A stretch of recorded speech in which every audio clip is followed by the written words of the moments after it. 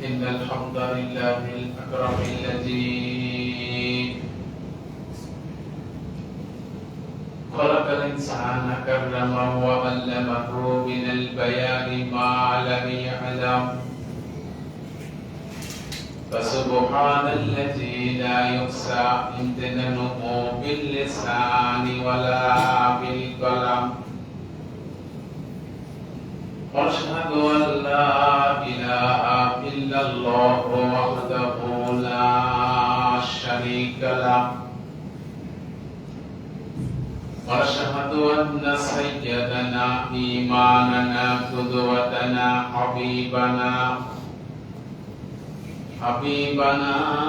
طبيبنا وطبيب روحنا محمد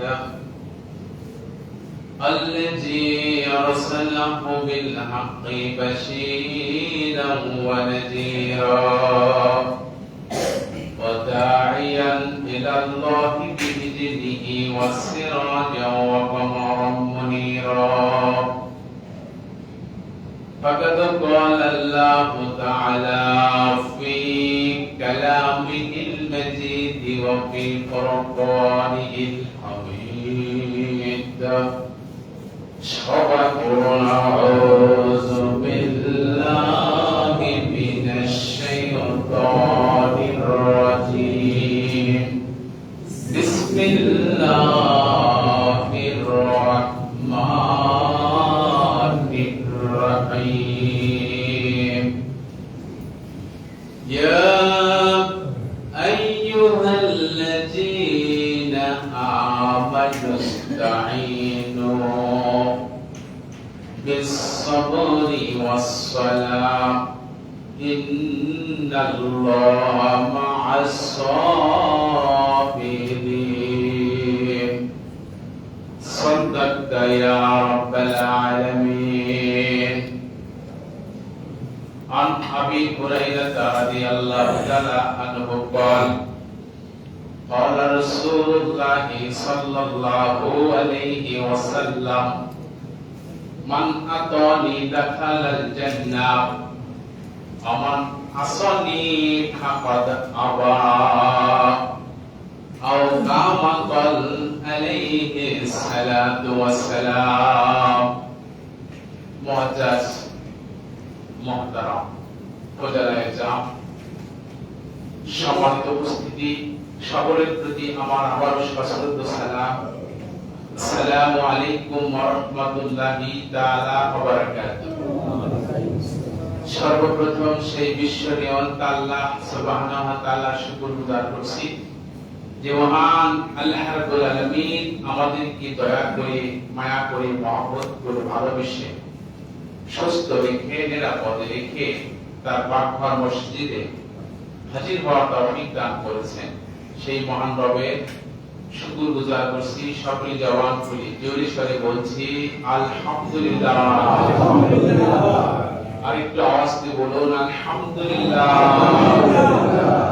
পাশাপাশি বিশ্ব মানবতার মুক্তির দিশারি মুক্তির দূত মুহাম্মদ আরবি আমিনার নয়নের মণি হাবিবুনা তবিবুনা সানাবুনা তবিবু কুলুবিনা তবিবু আরওয়াহিনা মুহাম্মদুর রাসূলুল্লাহ সাল্লাল্লাহু আলাইহি ওয়াসাল্লাম সম্মানিত উপস্থিতি আমি আপনাদের সম্মুখে মহাগ্রন্থ কোরআনুল কারীমের সূরা আল বাকারা থেকে 153 নম্বর আয়াতে আংশিক তেলাওয়াত করেছি এবং হুজুর সাল্লাল্লাহু আলাইহি সাল্লামের অসংখ্য হাদিসের মাঝ থেকে একখানা হাদিসে নববী তেলাওয়াত করেছি এর সহজ অর্থের মাধ্যম দিয়ে আলোচনা শুরু করব মামা তাওফীকি ইল্লা বিল্লাহ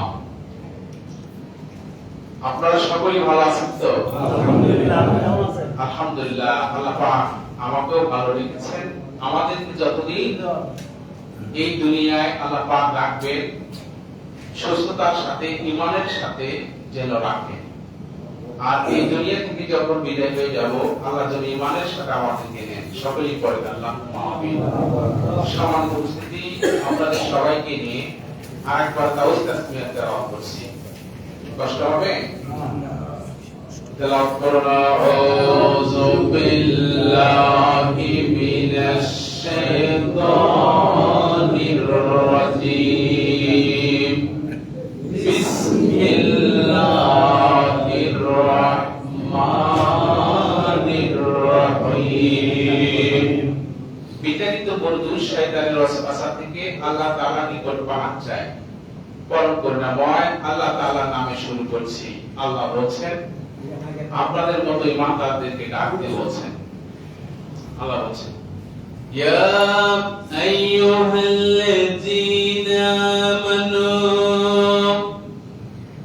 আল্লাহ পাক বলেন ও যারা ঈমান এনেছো, ইস্তাঈনু তোমরা সাহায্য প্রার্থনা করো, বিসসবরি ওয়াসসালাম ধৈর্য এবং নামাজের মাধ্যম দিয়ে মহান রবের কাছে সাহায্য প্রার্থনা করো। ইন্নাল্লাহা মা'আস সাবিরিন। আল্লাহু আকবার। আল্লাহ রাব্বুল আলামিন বলেছেন ধৈর্যশীলদের সাথে আমি আছি। বলুন সুবহানাল্লাহ। হাদিসটির অর্থ করছি। عن أبي هريرة رضي الله تعالى عنه قال حضرت আবু হুরায়রা থেকে বর্ণিত তিনি বলেছেন قال رسول الله صلى الله عليه وسلم প্রিয় নবীজি বলেছেন মান আতানি যে আমার অনুসরণ করবে, ব্যক্তি জীবনে, পারিবারিক জীবনে, সামাজিক জীবনে, রাষ্ট্রীয় জীবনে, সর্বক্ষেত্রে আমি নবীর যে অনুসরণ করবে, দাখালাল জান্নাহ সে জান্নাতে প্রবেশ করবে। বলুন সুবহানাল্লাহ। ওমান আসানি ফাকাদ আবা, আর আমি নবীর যে বিরোধিতা করবে, অর্থাৎ আল্লাহর হুকুম, সেই হুকুমগুলো নবীর তরিকা মতো যে পালন করে না, সেই ব্যক্তি নবীর বিরোধিতা করলো, সেই ব্যক্তি নবীকে অস্বীকার করলো, আল্লাহ নবী বলেন সেই ব্যক্তি জাহান্নামে যাবে। আয়াত এবং হাদিসের সাথে মিল রেখে কিছু কথা আপনাদের সামনে তুলে ধরব। আমি যে আয়াতে কারিমা তেলাওয়াত করেছি সূরাতুল আল-বাকারা 153 নম্বর। এই আয়াতটা আপনাদের অনেকেরই মুখস্থ আছে। এমন একটি আয়াত আমি বেছে নিয়েছি। আজকের আলোচনার মূল বিষয়বস্তু হচ্ছে ধৈর্য। আল্লাহ পাক এই আয়াতে কারিমার ভিতরে ঈমানদারদেরকে ডাক দিয়ে বলছেন যে তোমরা ঈমানদার, যারা ঈমান এনেছো, মহান রবের কাছে যদি তোমরা কিছু পাইতে চাও, কিছু সাহায্য কামনা করো, তাহলে ধৈর্য এবং নামাজের মাধ্যম দিয়ে চাও। বলেন সুবহানাল্লাহ। এই আয়াতে কারিমায় as-sabr মানে ধৈর্য। আমাদের সকলেরই ধৈর্য আছে, আছে না নাই? আছে। ধৈর্য আপনাদের জন্য আপনারা আসে এখানে বসে আছেন এইভাবে। কি বলেন? তো ধৈর্য এই শব্দটার অর্থ আছে। অর্থ হলো সবুর মানে ধৈর্য, সবুর মানে সংযম হওয়া, সংযম অবলম্বন করা। সবুর মানে হলো নফসকে কন্ট্রোল করা, নফসকে কন্ট্রোল করা, নিয়ন্ত্রণে রাখা। এটা নাম হলো সবুর বা ধৈর্য। আমরা অনেকেই মনে করি যে ধৈর্যটা শুধু মনে হয় বিপদ আপদে ধরতে হয়। ধৈর্যের আমার শাখা আছে 3টি। কয়টি শাখা? 3টি। তার প্রথম নম্বর শাখা হলো আপনার আমার মাঝে, আপনি আমি যে ধৈর্যশীল, এই ধৈর্যশীল আমি কিভাবে বুঝবো? 3টে গুণ যদি আপনার ভিতরে থাকে তাহলে বুঝতে হবে আপনি ধৈর্যশীল। আর যে ধৈর্যের পথ অবলম্বন করে, ধৈর্যের মতো একটা আমল তার জীবনে যদি থাকে, প্রিয় নবীজি বলছেন যে মৃত্যুর সাথে সাথে কবর দেয়া হয়। হয় কিনা বলুন? সেই কবরে আপনার ডান পাশে থাকবে নামাজ। বলেন সুবহানাল্লাহ। কবরে ডান পাশে কি থাকবে? নামাজ। বাম পাশে থাকবে যাকাত। আপনার উপরে ঝুলিয়ে থাকবে এই দুনিয়াতে আপনি মসজিদ, মাদ্রাসা, এতিমখানা, গরিব দুঃখী মেহনতি মানুষকে যে দান দক্ষিণা করেছেন, এই দানটা আপনার লাশের উপরে ঝুলে থাকবে। বলুন সুবহানাল্লাহ। আর আপনি যদি ধৈর্যশীল হয়ে থাকেন দুনিয়ায়, আপনার জীবনের সার্বিক ক্ষেত্রে আপনি যদি ধৈর্যের পথ অবলম্বন করে থাকেন, এই ধৈর্য আপনার শিহরে কবরে দাঁড়িয়ে যাবে। আর এই ধৈর্য আপনার পক্ষ অবলম্বন করে সেখানে তর্ক বিতর্ক শুরু করে দেবে। বলুন সুবহানাল্লাহ। এই সবর, এই ধৈর্য কবরের ভিতরে নামাজকে বলবে, যাকাতকে বলবে, জান সাদাকাকে বলবে। এই ব্যক্তির কবরের আযাব যদি ফেরেশতারা দিতে চায় আর তোমরা যদি সামলাইতে না পারো, আমি ধৈর্য একাই সামলে নেব। বলুন সুবহানাল্লাহ। তার ধৈর্যটা মহৎ গুণ। কি বলে? ধৈর্যটা কি বিশাল গুণ। সুবহানাল্লাহ। সেই ধৈর্যের আবার সেকশন আছে, শাখা আছে। এর শাখা হলো 3টি। আপনার ভিতরে এই শাখা 3টা যদি থাকে, কবরে আপনি এই ধৈর্যকে আপনার পক্ষে কথা বলতে পারবেন।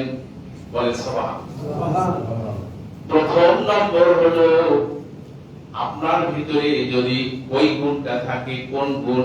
আপনি যদি হারাম থেকে বিরত থাকতে পারেন, নাজায়েজ কর্মকাণ্ড থেকে যদি আপনি বিরত থাকতে পারেন, তাহলে আপনি একজন ধৈর্যশীলের প্রথম শাখাটা আপনার ভিতরে আমলে এসে গেছে।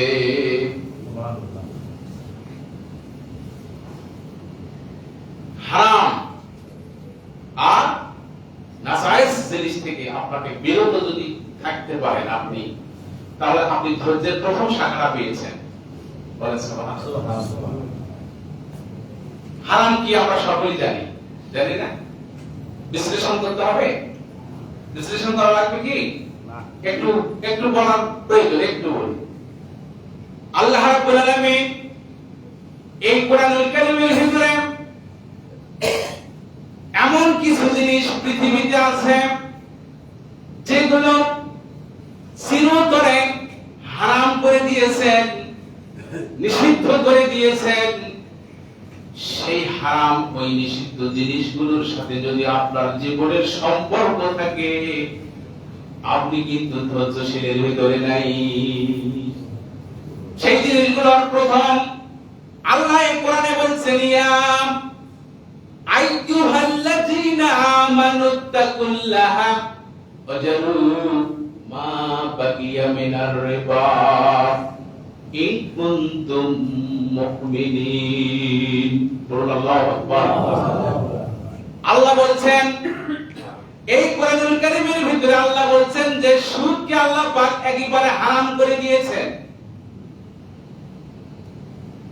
ঘুষ একেবারে হারাম করে দিয়েছেন, পরের সম্পদ জবরদখল করে খাওয়া একেবারে হারাম করে দিয়েছেন।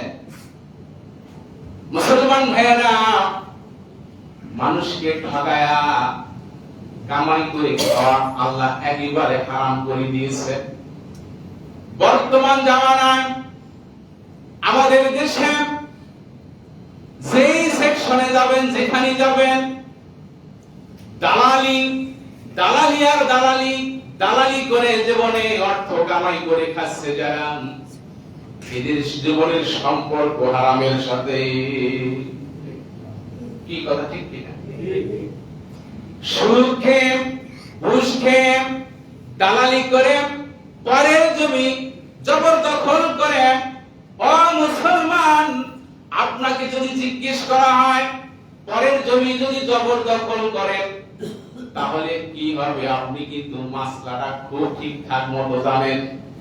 আপনি এমন ওয়াজ করবেন যে পরের জমি যে জবরদখল করে খায়, অন্যায় ভাবে ভক্ষণ করে, বোনকে ঠকায়া, ভাইকে ঠকায়া, বা প্রতিবেশীকে ঠকায়া, যে অন্যের জমি দখল করে, সে যদি একটা কর দখল করে, আল্লাহ 7টা কর তার গলায় ঝুলে দেবে।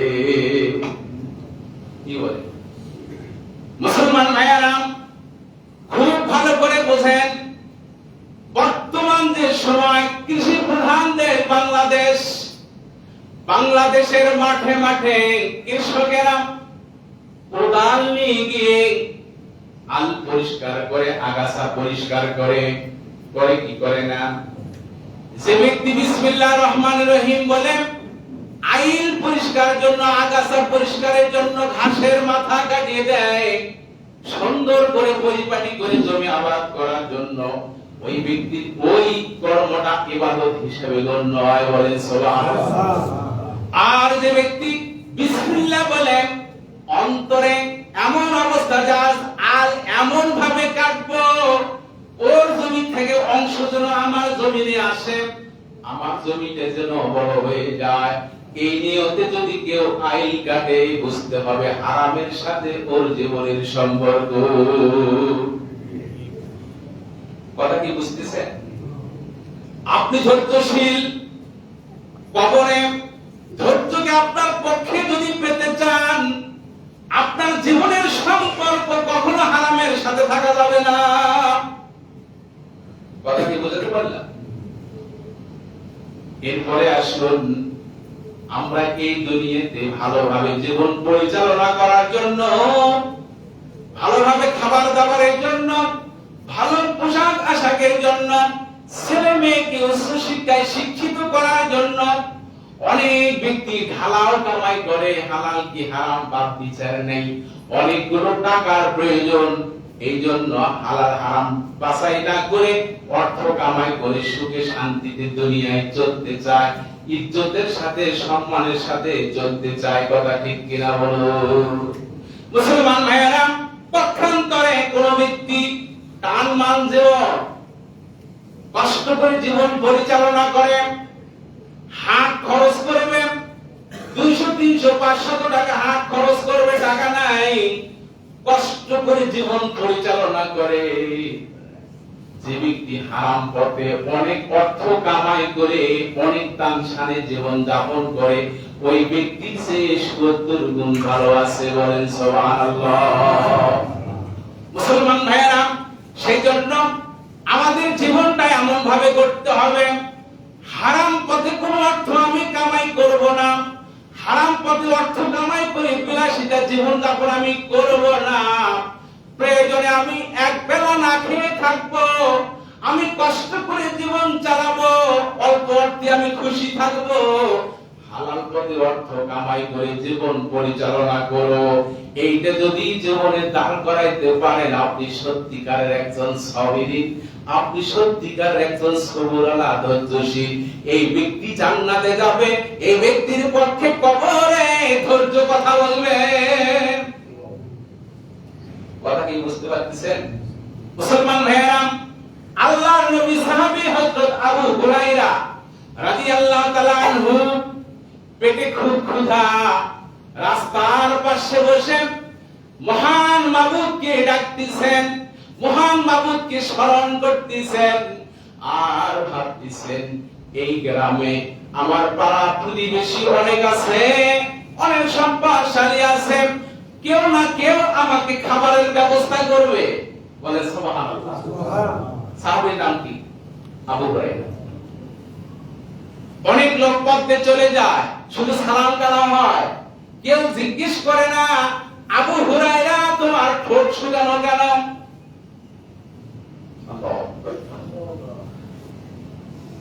তুমি কি ক্ষুধার্ত নাকি?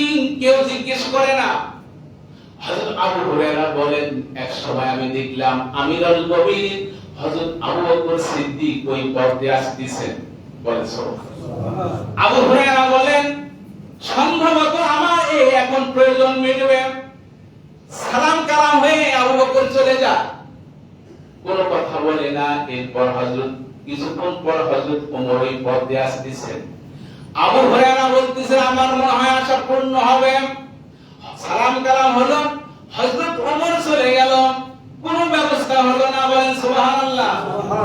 হযরত আবু হুরায়রা রাদিয়াল্লাহু তাআলা আনহু কোটি ক্ষুধা পেটে হালাল পথে খাবেন, হারামের পথে যাবেন না।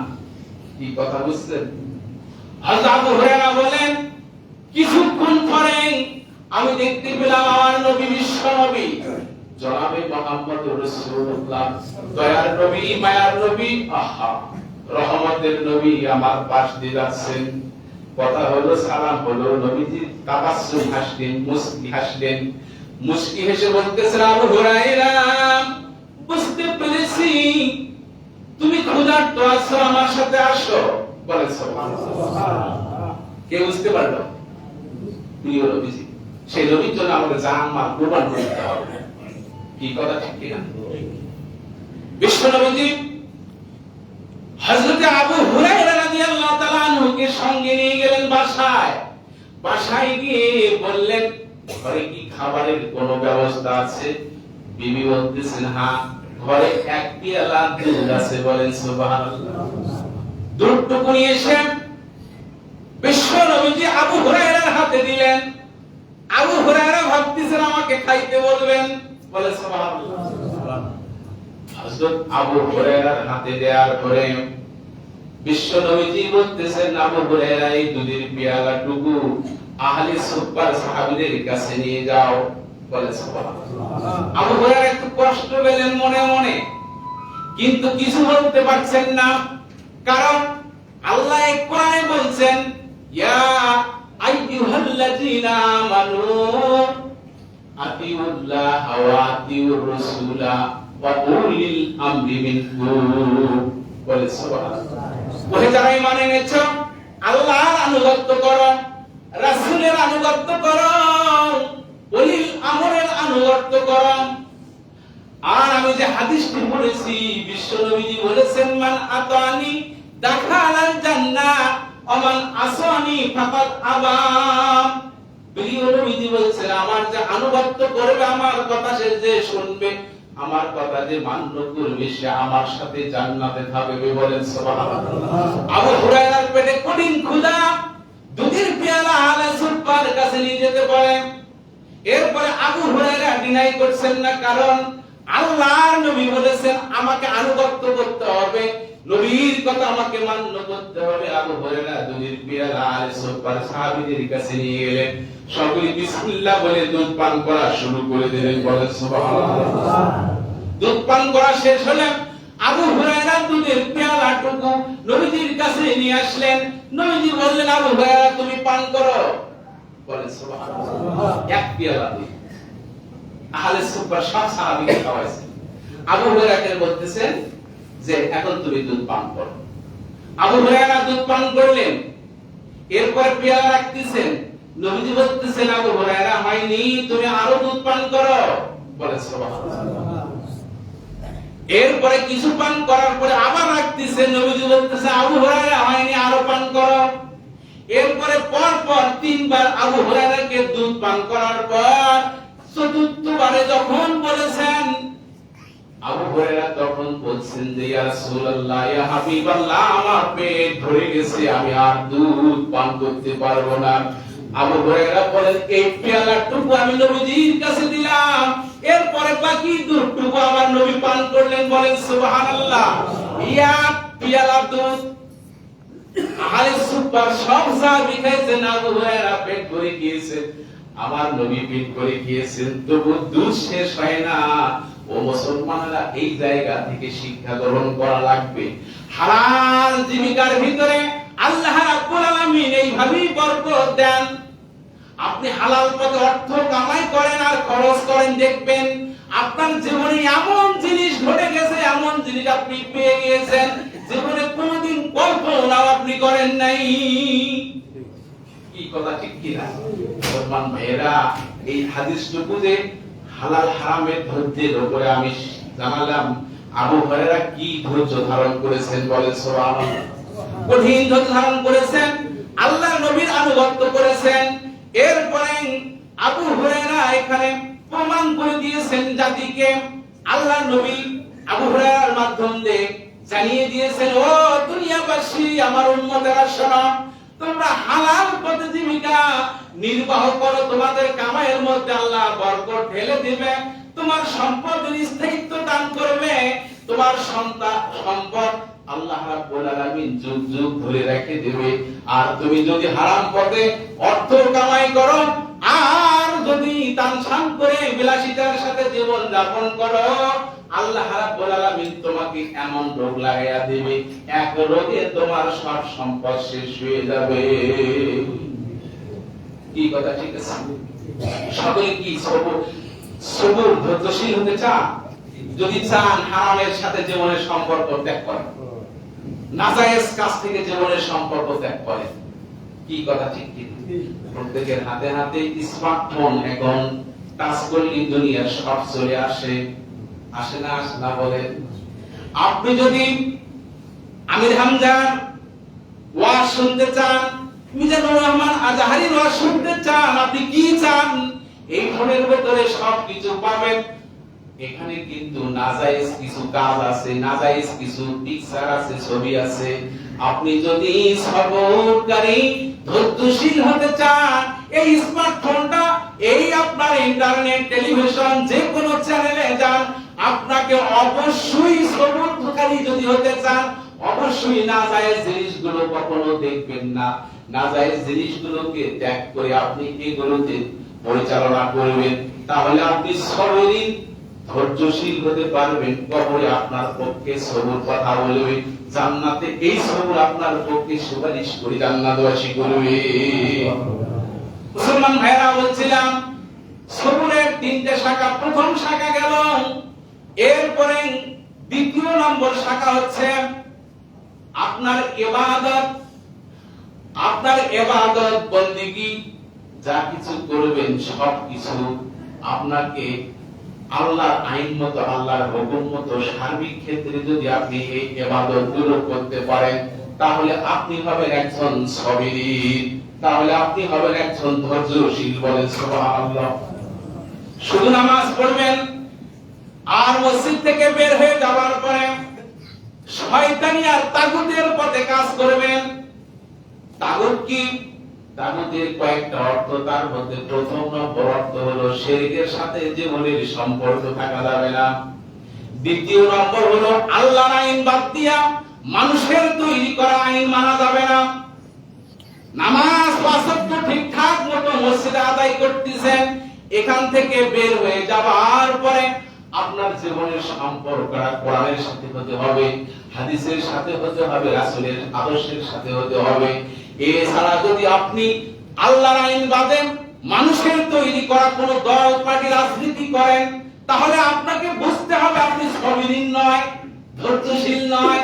কথা কি বোঝাতে পারলাম? মুসলমান ভাইয়েরা, প্রথম নম্বর গেল কি? হারাম নাজায়েজ কাজ থেকে বিরত থাকা লাগবে। এরপরে দ্বিতীয় নম্বর কাজ হলো আপনার ইবাদত সব জায়গায় আল্লাহর হুকুম মতো হতে হবে, তাহলে আপনি সবিরী। সবরিনের তৃতীয় নম্বর শাখা হলো আমাদের সকলের জীবনে আপদ বিপদ বালা মুসিবত আসতে পারে, পারে কি পারে না বলেন? আপদ বিপদ বালা মুসিবত আমাদের জীবনে আসতে পারে। আমাদের এই জীবনটাতে কখনো আমাদের সুদিন হয়, আবার কখনো দুর্দিন হবে। হবে কি হবে না বলুন?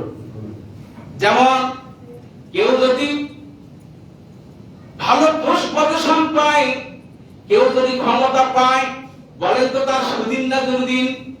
আওয়াজ করে বলেন। ভালো একটা পোস্ট পজিশন পেয়েছে এবং ক্ষমতা পেয়েছে, এটা তার সুদিন। ক্ষমতা পেয়ে, ভালো পোস্ট পজিশন পেয়ে কোন ব্যক্তি যদি আল্লাহর শুকরিয়া আদায় করে, তাহলে বুঝতে হবে ওই ব্যক্তিটা সৌভাগ্যবান। বলে সুবহানাল্লাহ। আর ক্ষমতা পেয়ে, ভালো পোস্ট পজিশন পেয়ে ওই ব্যক্তি যদি ক্ষমতার অপব্যবহার করেন, ওই ব্যক্তি যদি নিজে দাপট দেখান, চাপাবাজি করেন, মানুষের উপরে জুলুম করেন, তাহলে বুঝতে হবে ওই ব্যক্তিটা ধৈর্যের বাহিরে চলে গেছে। কথা ঠিক কি? মুসলমান ভাইয়েরা, কেউ যদি ক্ষমতা পেয়ে, উন্নত পোস্ট পজিশন পেয়ে সবকিছু ভুলে গিয়ে, জনগণের কথা ভুলে গিয়ে, বিভিন্ন জায়গায় যে ওয়াদা করেছে সব ওয়াদার কথা ভুলে গিয়ে ক্ষমতার দাপটে অপব্যবহার শুরু করেন। আর কোন ব্যক্তির উপরে যদি অন্যায় ভাবে 5 কেজি ওজনের একটা থাপড় মারেন, কি বলেন? অন্যায় ভাবে চোখ দেখিয়ে কথা বলেন। এমপি হয়েছেন, মন্ত্রী হয়েছেন, প্রধানমন্ত্রী হয়েছেন, মেম্বার চেয়ারম্যান হয়েছেন, মাতব্বর হয়েছেন, মন্ত্রী হয়েছেন, আপনি এই পজিশন পেয়ে, ক্ষমতা পেয়ে সবকিছু ভুলে গিয়ে আপনি যদি কোন পাবলিকের উপরে অন্যায় ভাবে একটা থাপ্পড় মারেন, আল্লাহ পাক আপনি 5 কেজি ওজনের থাপ্পড় মেরেছেন, মহান পরওয়ারদিগার আলম আপনাকে 25 কেজি ওজনের থাপ্পড় মারার জন্য আল্লাহ ব্যবস্থা করে দেবে। কথা কি বুঝতে পারছেন মুসলমান ভাইরা? সেই জন্য বলি, ধৈর্যশীল যারা হবে, সবুরকারী যারা হবে, যে ব্যক্তি জান্নাতি হতে চায়, সবুরকারী হতে চায়, সে ব্যক্তি যেন অবশ্যই কারোর উপর জুলুম না করে। কি বলে? কেউ যদি জুলুম করে, ক্ষমতার অপব্যবহার করে, ওই ব্যক্তির হাসর নাসর হবে নমরুদের সাথে। কি কথা ঠিক আছে? ওই ব্যক্তির হাসর হবে নমরুদের সাথে, কারণ নমরুদ ক্ষমতা পেয়ে অপব্যবহার করেছিল। কি কথা ঠিক কিনা? আমাদের দেশে অনেক রাজনীতিবিদেরা ক্ষমতা পেয়ে কখনো ভালো করেছেন, কখনো অন্যায় করেছেন। আমরা দেখেছি অনেকদিন আগের কথা, আমাদের দেশে তত্ত্বাবধায়ক একজন সরকার হয়েছিল, নাম কি? হাত পরিষ্কার করছেন ফখরুদ্দিন। কথা ঠিক কি? এই লোকটা অনেক ভালো কাজও করেছেন, ভালো চাইতে বেশিরভাগ জুলুমও করেছেন। কথা ঠিক কিনা? এই লোকটা কিন্তু বাংলার জমিনে আর নাই, আছে নাকি? বাংলার জমিনে নাই, এই চলে গেছে নিউ ইয়র্কে। কোথায়? নিউ ইয়র্কে। উনি যখন চলাফেরা করেছেন ক্ষমতার দাপটে, সবসময় পুলিশ তার সাথে থাকতো। এখনো কিন্তু যারা ক্ষমতায় গেছেন, এমপি হয়েছেন, মন্ত্রী হয়েছেন, তাদের সামনে পিছনে এখন কিন্তু পুলিশ। কথা ঠিক কিনা? ওরা নামাজ পড়তে যায়, সেখানেও পুলিশ। যদি ক্ষমতার অপব্যবহার করেন, এমন এক সময় আসবে পুলিশ কেন আপনিও বের হতে পারবেন না। আমাদের বাংলাদেশে ফখরুদ্দিন সাহেবের কোন আত্মীয় মেহমান মেয়েকে বিবাহ দিয়েছেন, যদি ওনাকে দাওয়াত করেন, বলেন তো বাংলার জমিনে উনি আসবে নাকি? কেন আসবে না? কারণ উনি বুঝতে পারবে বাংলার জমিনে যদি আমি চলে যাই আর আমাকে যদি চিনতে পায়, আমার সাথে তো কোনো পুলিশ এখন নাই, আমাকে একেবারে সাইজ করে দিবে। কথা ঠিক কিনা মুসলমান ভাইয়েরা? নমরুদি ব্যবস্থাপনা আমাদের জীবনে যেন না থাকে। যারা ক্ষমতায় গেছেন, যারা ক্ষমতার দায়িত্ব পেয়েছেন, যারা এমপি মন্ত্রী হয়েছেন, আল্লাহ যেন তাদেরকে আমাদের এই দেশটা সুষ্ঠু সুশৃঙ্খল ভাবে পরিচালনা করার তৌফিক দেন। সকলে বলেন আল্লাহুম্মা আমিন। সম্মানিত উপস্থিতি, খুব ভালো করে বোঝেন, আমি আজকে যে আলোচনা করছি কিসের উপর? মূল্যে কি? সবর, ধৈর্য। কি কথা বুঝতে পারলাম? একটু কালেমা পড়ি, লা ইলাহা ইল্লাল্লাহ, লা ইলাহা ইল্লাল্লাহ, লা ইলাহা ইল্লাল্লাহ, মুহাম্মাদুর রাসূলুল্লাহ। মুসলমান ভাইয়েরা, এই কোরআনুল কারীমের ভিতরে আল্লাহ রাব্বুল আলামিন 153 নম্বর আয়াতের ভিতরে আল্লাহ পাক শেষের অংশে বলেছেন, ইন্নাল্লাহা মা'আস সাবিরিন। ধৈর্যশীলদের সাথে আল্লাহ থাকেন। বলেন সুবহানাল্লাহ। ধৈর্যশীল যারা, তাদের সাথে কে থাকেন? আল্লাহ থাকেন। আল্লাহ থাকেন, এই থাকেন কথাটার অর্থ দুটো। একটা হলো এই পৃথিবীতে যত মানুষ আছে, সবগুলো মানুষ আল্লাহর এলেমে আছে। বলেন সুবহানাল্লাহ।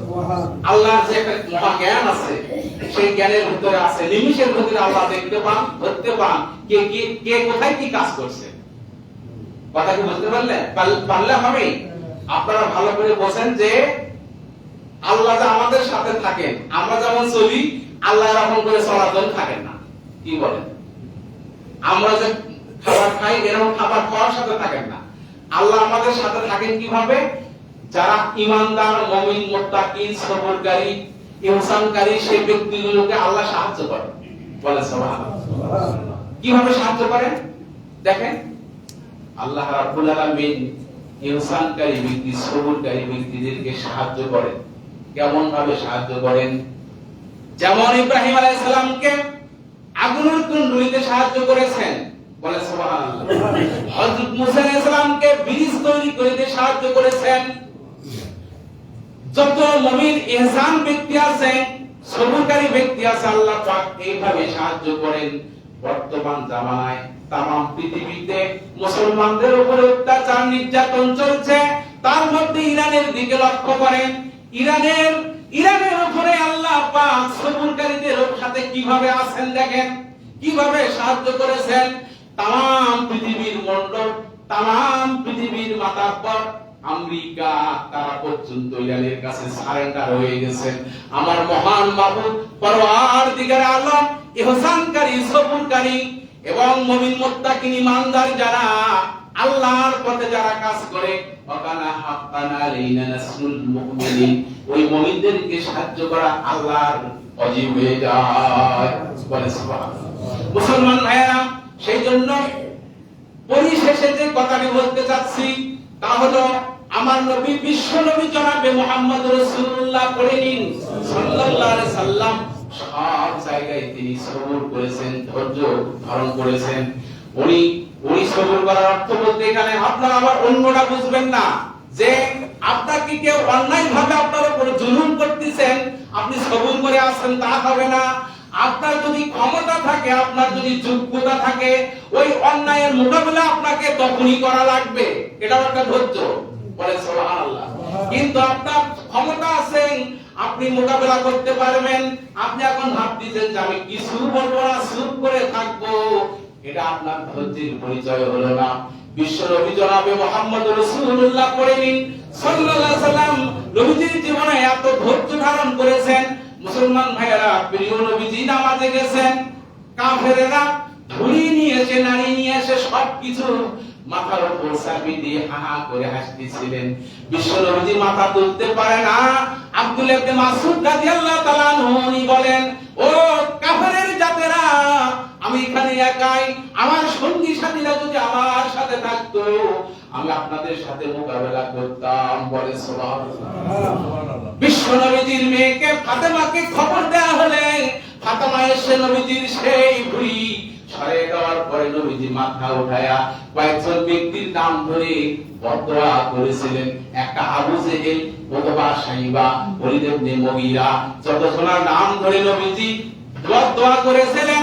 প্রত্যেকটা ব্যক্তি বদরের যুদ্ধে দুনিয়া থেকে বিদায় হয়ে গেছে। বলে সুবহানাল্লাহ।